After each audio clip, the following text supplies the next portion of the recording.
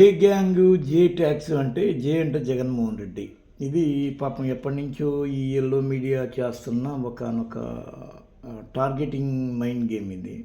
ఇప్పుడు బలంగా బిగుస్తున్న సిఐడి వచ్చు నాసిరకం మద్యం స్కామ్ దర్యాప్తులో భారీగా ముందడుగు.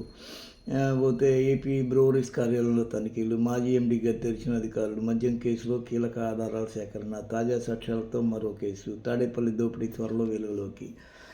ఇది భారతీ రెడ్డిని అరెస్ట్ చేస్తారని, అసలు మద్యం అనేది ఇక్కడ ₹900 తెలంగాణ వాళ్ళు కొంటే అక్కడ 1600 కొన్నారని, ఇది చాలా పెద్ద ఎత్తున నడుస్తున్న ఒక ఏంది మందాట, అదేదో గుండాటలాగా మందాట ఇది.